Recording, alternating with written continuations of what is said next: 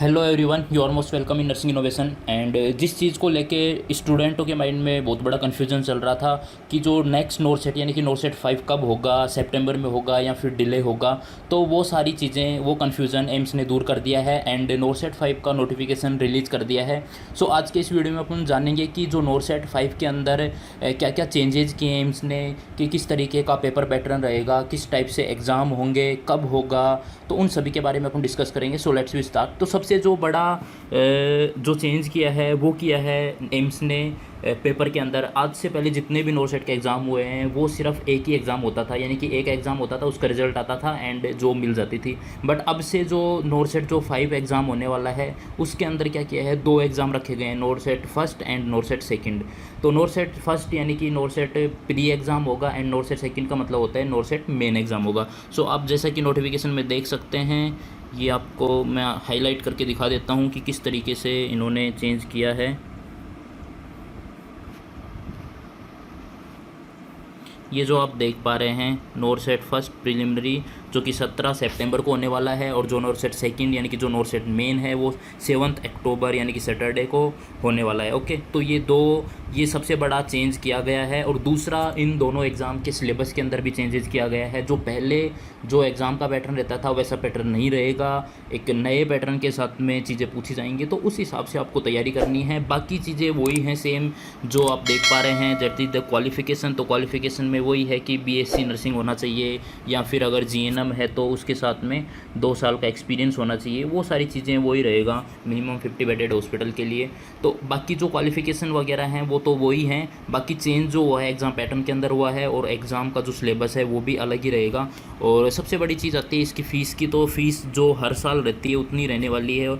General और OBC candidate के लिए 3000 एंड जो एससी एसटी ईडब्ल्यूएस के लिए हैं उनके लिए 2400 रुपये रहने वाली है। अब सवाल आता है कि 2 एग्ज़ाम होंगे तो क्या 2 बार फीस देनी है? तो इसका जवाब है नहीं, क्योंकि आपको सिर्फ एक बार ही फीस देनी है। अगर आप पहला एग्ज़ाम पास कर देते हैं तो आप दूसरे एग्ज़ाम में बैठ पाएंगे। अगर आप पहला एग्ज़ाम पास नहीं कर पाते हैं प्री वाला, तो आप दूसरा जो मेन एग्ज़ाम नहीं दे पाएंगे, आप बाहर हो जाएंगे। जिन्होंने पास कर लिया है वो एग्ज़ाम दे पाएंगे, और उसके बाद जो मेन एग्ज़ाम पास हो जाएगा तो उसके हिसाब से मेरिट लिस्ट बनेगी एंड उसके बाद सिलेक्शन होगा। तो फीस सिर्फ एक बार ही देनी है जब आप फॉर्म भरेंगे उस टाइम पे। ओके, तो ये चीज़ यहाँ से क्लियर हो गई है। अब अपन चलते हैं मेन जो चीज़ है कि इन्होंने ऐसा क्यों किया है एंड किस तरीके से इनका सिलेबस इन्होंने रखा है। ये बाकी सारी वही चीज़ें हैं, एज रिलैक्सेशन बाकी सब चीज़ें सेम है जो पिछले नोट सेट में जो भी चीज़ें रखी गई थी। बट अब अपन जो मेन चल रहे हैं दैट इज़ द पैटर्न के पास, एग्जामिनेशन पैटर्न एंड सिलेबस जो भी है। ये जो आप 18 नंबर का पॉइंट देख पा रहे हैं, ये है pattern and scheme of examination. तो फेज़ 2 फेज़ में होगा। पैटर्न की बात कर लेते हैं, तो पैटर्न जो 2 फेज़ के अंदर रहने वाला है। नोट सेट के अंदर will conduct in the 2 successive stage, यानी कि 2 स्टेज के अंदर होगा। First note set preliminary and second is the not set main, यानी कि not set pre and main, जैसा कि यूपीएससी वगैरह इन एग्जामों में होता है। तो आप यूपीएससी की फीलिंग भी ले सकते हैं नोट सेट की तैयारी करते हुए। तो मेन जो फर्स्ट जो प्री नोट सेट प्री होगा उसके अंदर क्या क्या चीज़ें रखी गई हैं उनके बारे में अपन थोड़ा देख लेते हैं। प्रिलिमिनरी स्टेज क्वालिफिकेशन एग्जाम से where candidate who qualify the test will be allowed to appear in the stage second, यानी कि जो फर्स्ट एग्ज़ाम पास करेगा जो 17 सितंबर को होगा उसको अगर पास कर देता है तो वो ही सेकंड एग्ज़ाम दे पाएगा, अदरवाइज़ वो नहीं दे पाएगा, वो बाहर चला जाएगा।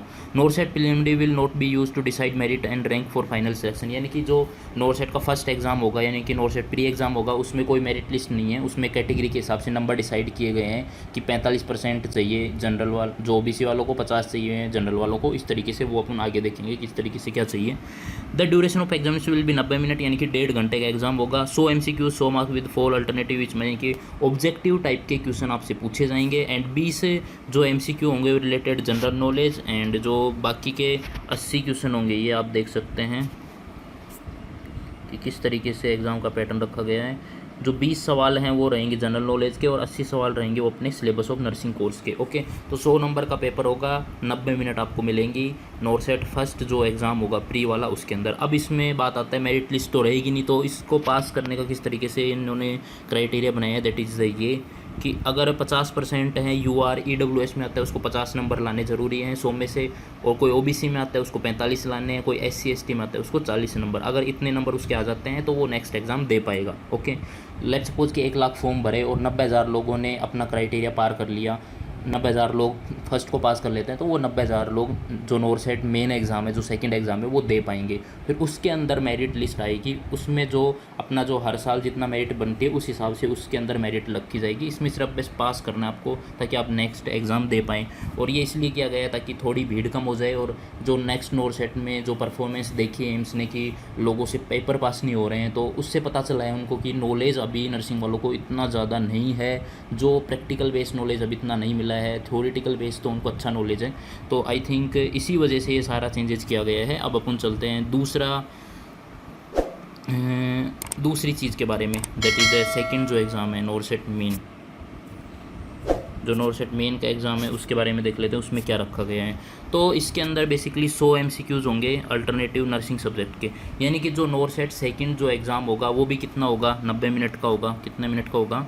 90 मिनट का ही होगा, 1.5 घंटे का। 100 क्वेश्चन आएंगे, एंड 100 के 100 100% सारे क्वेश्चन आएंगे अपने नर्सिंग के।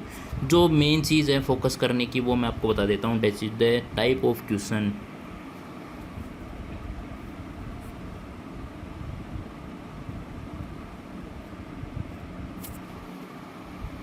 तो टाइप ऑफ क्वेश्चन पूछे जाएंगे आपको scenario based, case scenario based question पूछे जाएंगे, case scenario based, and for testing the nursing skill competency. तो जो आपने 2023 जून वाला पेपर देखा था उसी हिसाब के उसी टाइप के केस सिनेरियो बेस्ड क्वेश्चन देखने को मिलेंगे। एंड आई होप कि और भी ज़्यादा इन्होंने सोचा है कि और क्लिनिकल बेस्ड क्वेश्चन डालने हैं, तो तैयारी आपको अच्छे से करनी है। यानी कि जो प्रैक्टिकल बेस्ड क्वेश्चन आते हैं ना बेड साइड, जो अपना असेसमेंट कर पाएँ क्रिएटिविटी को, वो उस टाइप के होंगे। जो नेगेटिव मार्किंग वो 1/3 ही रहेगी, एंड इसके अंदर भी क्वालिफिकेशन लगभग सेम है, 50%, 45% and 40% for SC/ST candidate. But इस जो एग्ज़ाम में है मेरिट लिस्ट बनेगी, मेरिट लिस्ट के हिसाब से आपकी रैंक आएगी और उस हिसाब से आपका सिलेक्शन होने वाला है। ओके, तो ये था ये दोनों टाइप के पेपर के बारे में। नेक्स्ट जो मेन चीज़ आपको फोकस ये करनी है कि जो फर्स्ट जो पेपर है उसके अंदर 100 क्वेश्चन आएंगे, 80 नर्सिंग के और 20 नॉन नर्सिंग के। और जो सेकंड जो मेन एग्ज़ाम होगा उसके अंदर 100% जैसा PGI वाले करते हैं, 100 क्वेश्चन पूरे किसके आएंगे, नर्सिंग के आएंगे। ओके, और उसके हिसाब से मेरिट लिस्ट बनेगी। बाकी सभी चीज़ें वही हैं। एक जो नया पॉइंट इन्होंने ऐड किया है वो भी मैं आपको बता देता हूँ। एंड बात आता है इंस्टीट्यूट की, तो इंस्टीट्यूट वही 18 के 18 जितने भी सारे एम्स है उनसे वैकेंसी आने वाली है। तो ऐसे घबराने वाली बात नहीं है। कोई सोच रहा हो कि मैं पंजाब का हूँ, बठिंडा में जाना चाहता हूँ, तो मेरे स्टेट की जो एम्स की ने वैकेंसी नहीं निकाली, क्योंकि जो नॉरसेट जून 2023 हुआ है उसके अंदर सारी कंप्लीट सीट फिलअप नहीं हुई है। इस वजह से सारे एम्स की वापस से पोस्ट आएंगी। ओके, तो ये चीज़ भी अच्छी चीज़ है, पॉजिटिव चीज़ है। एंड बाकी चीज़ लोग सोच रहे हैं कि पेपर का पैटर्न चेंज हुआ है, तो क्या 80-20 वाला रेशियो रहेगा, नहीं रहेगा। तो एम्स ने क्लियरली मेंशन किया है कि 80-20 रहेगा, ये नहीं हटने वाला है। जो 2019 के अंदर मीटिंग की थी उस हिसाब से इन्होंने बोला है कि 80% reserve for female and 20% for male. Okay, participating AIIMS जितने भी एम्स हैं उनके अंदर यही रेशियो रहने वाला है। तो इस चीज़ का भी क्लियरेंस आपको रखना है। जो मेल कैंडिडेट हैं उनको पता होना चाहिए कि ये 80-20 रहने वाला है। सो कोई भी कन्फ्यूज़न की ज़रूरत नहीं है, सीधा सीधा साफ है कि 80-20 रहेगा। नेक्स्ट जो इम्पोर्टेंट चीज़ जो मैं आपको दिखाने वाला था, दैट इज़ द